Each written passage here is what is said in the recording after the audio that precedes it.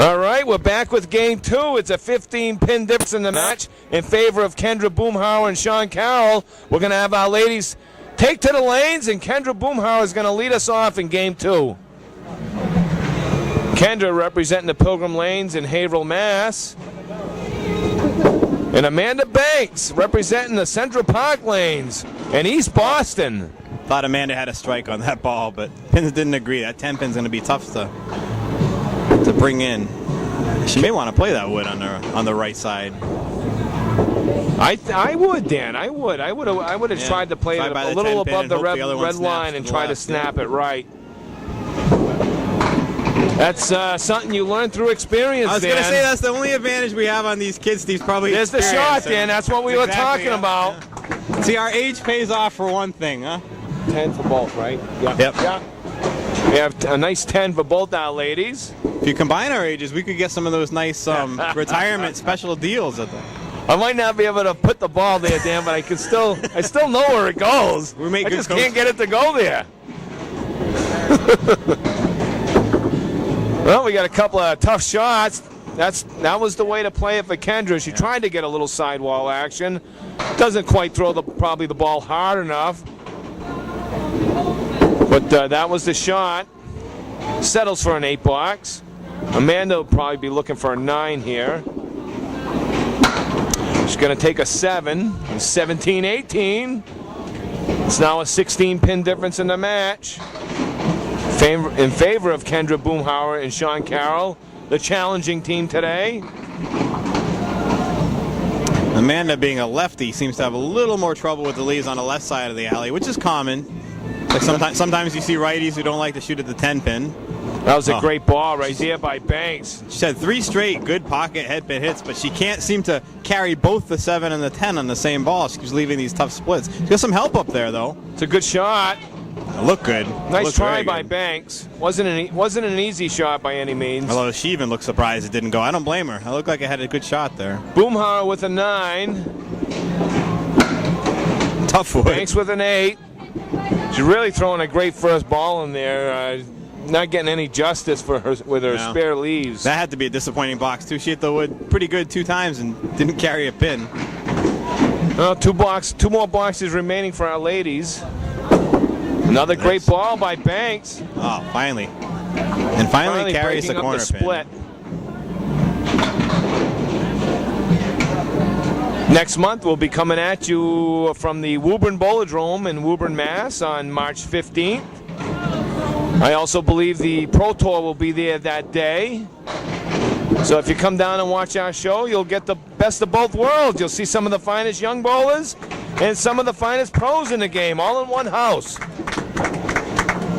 8 for Boomhauer. They're at 35. Banks with a 10 for 35. And we're back to a 15-pin difference in the match.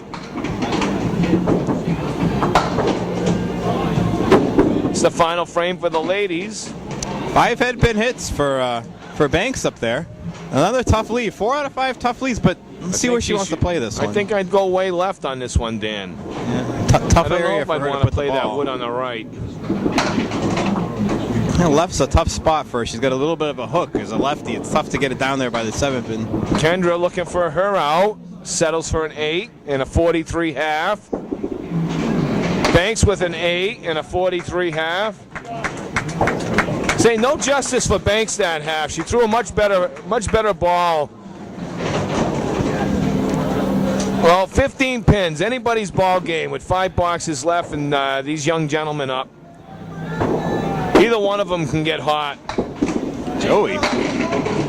Great ball by Stella. Carroll back in that corner. Lane 23 hasn't been very generous to our team Stella and Banks this game. I know Sean's been really beating up on his grandfather, Jack, back home. Jack's very proud of him, though. His grandfather's always on the internet, on the Candlepin Bowlers forum, and he's always talking about his grandson. Very, very proud of him.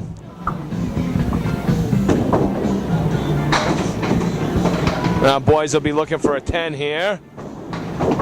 Carroll takes his. Stella takes his. Still 53 all here in the second game. Like to see a couple of marks here.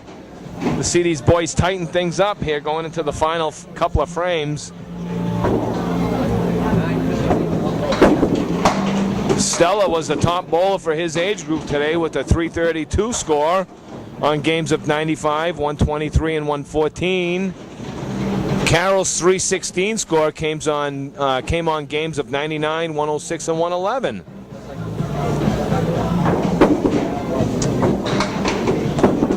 Carroll up on that shot. This is a great ball by Stella. Yeah. I had a feeling he was due.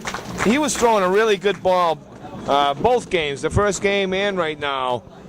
I had a feeling he was due for a mark. After their team hit the headpin the first 6 boxes, they finally get the mark on the one where they didn't hit the headpin. Maybe they need to do that to get a good leave up there.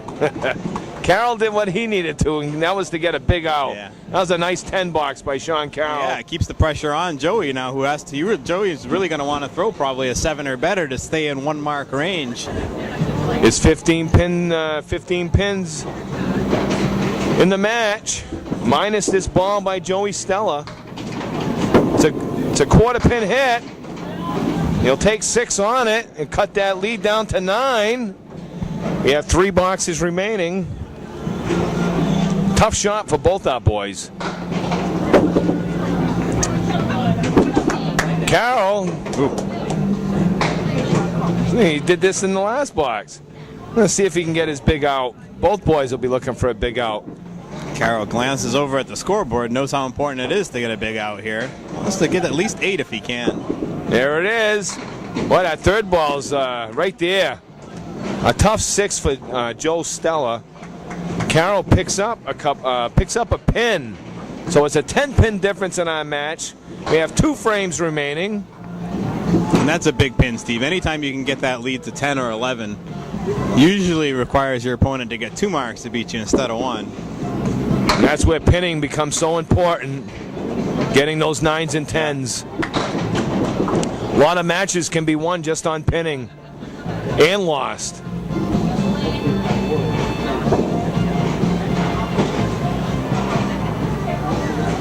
See a big shot. It's a great ball by Carroll, and he makes the spear. Nice shot. That was a big shot. That could force Stella into a double strike situation coming up in the final frame. Except 3 of our 4 young bowlers today have the same color bowling balls.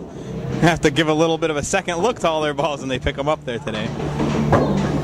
That's an 11-pin difference, plus the fill here by Carroll. Tough fill. Finally puts one on the front one, and he takes out the spread eagle, Dan. Isn't that the way it always goes?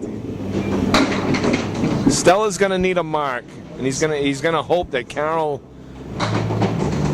doesn't finish out with too big of a frame. Takes out the right side. That's what Carroll wanted to do. I think that's going to wrap up the show. And it looks like Boomhauer and Carroll will be moving on to the championship.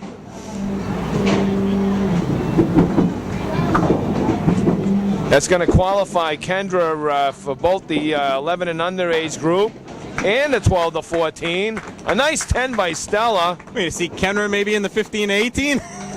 And our final She nods scores yes. today. Let's see here. Our championship team of Kendra Boomhauer and Sean Carroll. They have a 183. Let's see here. That's a 203. Excuse me. And the runners-up, Amanda Banks and Joey Stella, a 191. There's a 12-pin difference in today's match. We're going to take a break, and we're going to come back with the high-low jack worth another additional $25 gift card if our kids can convert it. So please don't go away, folks.